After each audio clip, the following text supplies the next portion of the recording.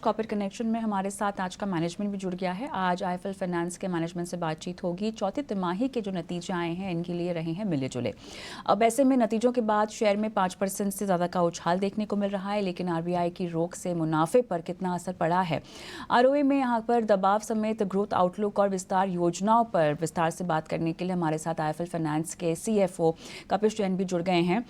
कपिश, आपका बहुत बहुत स्वागत है हमारी इस खास पेशकश में। और जो नतीजे आए हैं पैट के बारे में हम बात करना चाहते हैं, जहां पे लगभग 6% की कमी ईयर ऑन ईयर बेसिस पे हमने आती हुई देखी है। लेकिन आरबीआई के रिस्ट्रिक्शंस जो आए हैं उसके चलते कितना आपको लगता है कि गोल्ड बिजनेस पर इसका ओवरऑल पैट पर इम्पैक्ट हुआ है? और अब ये क्योंकि रिजॉल्व होता हुआ दिखाई दे रहा है इशू तमाम तरह के रिस्ट्रिक्शंस के बाद, तो अब कितना सुधार Q1 FY25 में आपको आता हुआ दिखाई देगा पैट में?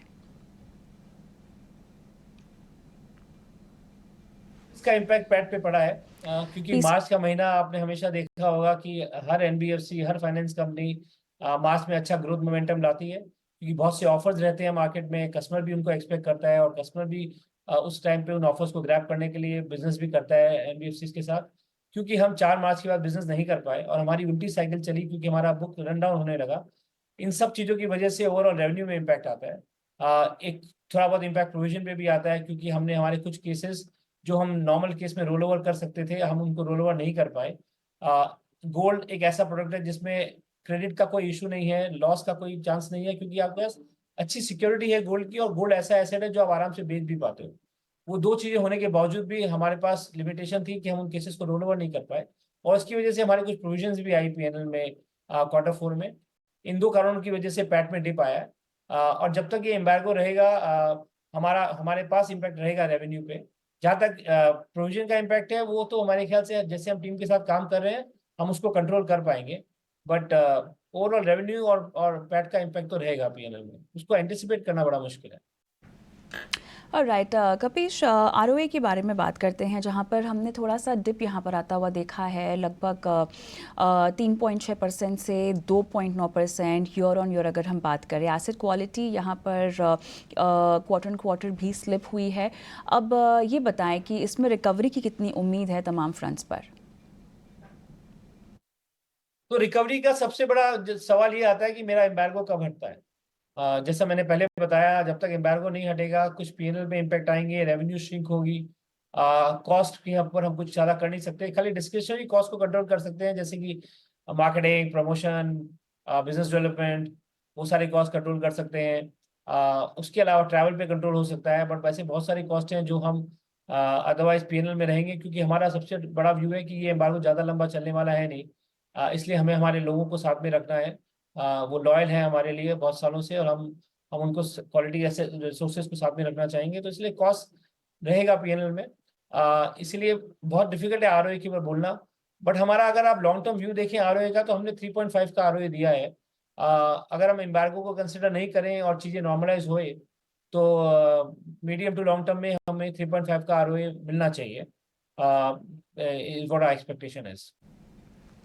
कपिश, थोड़ा सा गोल्ड बिजनेस पर अब फोकस करते हैं, और यहाँ पर जो आरबीआई की तरफ से स्पेशल ऑडिट हुआ था वो अब ख़त्म हो चुका है।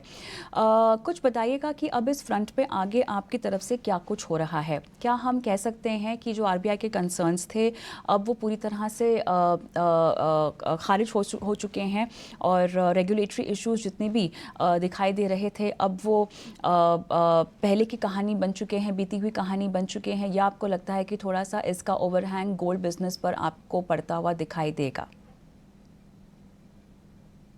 हमारी सारी कोशिश उसी पे रही। पिछले कुछ महीनों में हमने पूरा फोकस किया कि आरबीआई ने जो भी पॉइंट्स हमें हमें बताए हैं, हाईलाइट किए हैं, हम उसके ऊपर काम करें और उनको एड्रेस करके अपने सिस्टम, प्रोसेस, पीपल, ट्रेनिंग सबके थ्रू उनको एड्रेस करके अपने आप को नए प्रोसेस और नए नए रिक्वायरमेंट की तरफ अलाइन कर दें। उसके साथ हमने स्पेशल ऑडिटर्स जो आए थे ऑडिट करने, हमने उनको समय के समय सारे इन्फॉर्मेशन प्रोवाइड किए, उनकी सारी क्लैरिफिकेशन क्वेश्चंस उनको एड्रेस किया। और अभी हमें हमें हमें हमें ये लगता है कि हम अब नए नॉर्मल के लिए तैयार हैं। ऑक्शन में ऑलरेडी हम उसको उनको इम्प्लीमेंट कर चुके हैं, क्योंकि ऑक्शन तो अभी भी हो रहे हैं और ऑक्शन तो होंगे, क्योंकि कस्टमर लोन को क्लोज करते हैं, पे करते हैं, और उस पर कोई रोक भी नहीं है। खाली डिसबर्समेंट पे रोक है। और जैसे ही आरबीआई का एम्बार्गो हटेगा, हम नए नियमों के हिसाब से डिसबर्समेंट भी करेंगे। और आपने देखा है कि पूरा मार्केट भी अभी नए नियमों से अलाइन हो चुका है, जिससे जो भी हमें हेल्प करेगा, क्योंकि फिर हम आउटलायर भी नहीं रहेंगे, हम मार्केट के साथ काम कर रहे हैं और हर कोई 20,000 से ऊपर का डिसबर्समेंट कैशमेंट नहीं करेगा तो हम भी नहीं करेंगे, तो उससे ज़्यादा इम्पैक्ट भी नहीं आना चाहिए। कस्टमर भी नई चीज़ों से अलाइन हो जाएगा। तो एक बार एम्बार्गो हटा तो हम बिल्कुल रेडी हैं, बिल्कुल प्रिपेयर्ड हैं। हमारे हिसाब से आरबीआई के सारे ऑब्जर्वेशंस, सारे पॉइंट्स उन्होंने हाईलाइट किए थे, हमने उसको अपने बेस्ट कोशिश के थ्रू एड्रेस किया है। और बट इसके बावजूद भी अगर कुछ है तो हम उसको एड्रेस करना चाहेंगे। जैसे आरबीआई हमें इंस्ट्रक्ट करेगा हम उसको कंप्लीटली फॉलो करेंगे, क्योंकि हम समझ सकते हैं कि उसका ब्रॉडर ऑब्जेक्टिव और perspective is only good for the customer, and जो भी कस्टमर के लिए सही है वो हमारे लिए भी सही है। हमारा ये स्ट्रॉन्ग मानना है।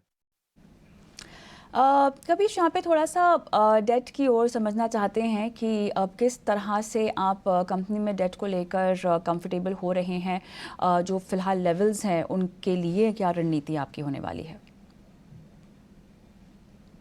तो हमारा गियरिंग अगर आप देखें तो मार्च अ, 31 को 3.7 था, बट उसके बाद हमने 1272 करोड़ की इक्विटी रेज करी।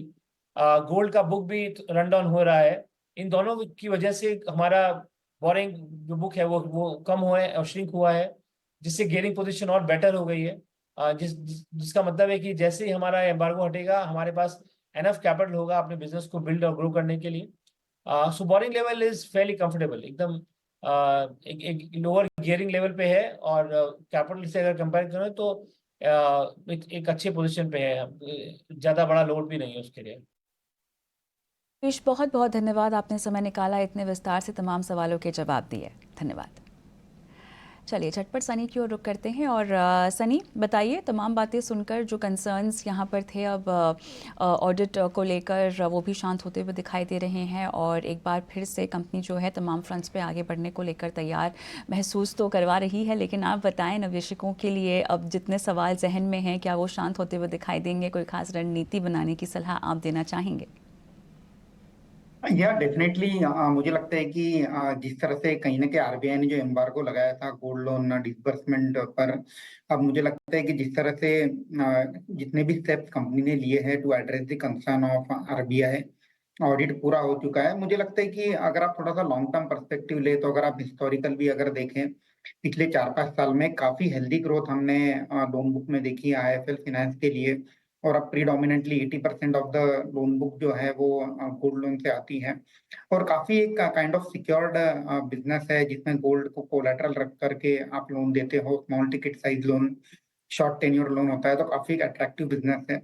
मुझे लगता है कि एक बार one the embargo is lifted, I think IFL finance में जो ग्रोथ है फिर से हमें देखने मिलेगी। और अगर मैं वैल्यूएशन के लिहाज से भी बात करता हूँ तो at current juncture IFL finance close to 2 time price to book trade कर रहा है, आरओई क्लोज टू 19% है। तो मुझे लगता है कि एक अच्छा मौका रहेगा medium to long term portfolio में ऐड करने के लिए बीएफएसआई स्पेस में।